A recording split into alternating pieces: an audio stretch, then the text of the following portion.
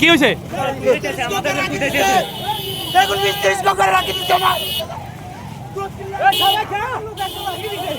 আমার লোক দুজন লাগিয়ে দিছে।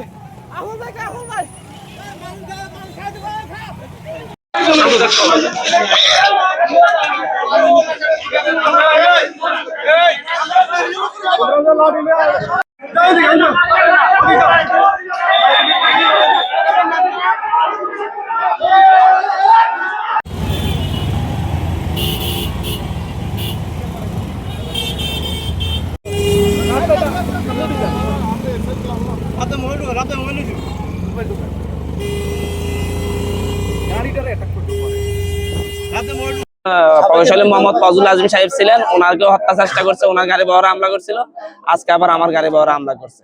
ও তখন আওয়ামী লীগ ছিল, এখন হচ্ছে ভোটের 2 দিন আগ থেকে আবার বিএনপি হয়েছে। হচ্ছে ওর নাম হচ্ছে বেলাল লেখা। আচ্ছা, ওর নেতৃত্বে আপনারা তো দেখলেন, আপনারা আমার সাথেই ছিলেন।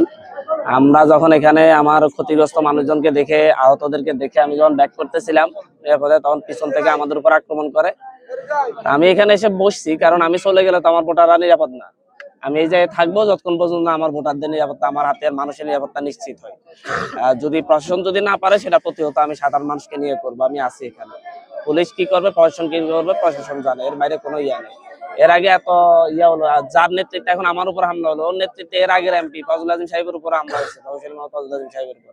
তো ওর মতো সন্ত্রাসী এলাকায় থাকবে কিভাবে? ওরে দিয়ে তো এই এলাকায় তো শান্তি ফিরবে না। প্রশাসন কি করবে, প্রশাসন জানে। আমি আমার ভোটারদের, আমার সাধারণ মানুষের নিরাপত্তা নিশ্চিত করার জন্য আমি এখানে থাকবো। এটা হচ্ছে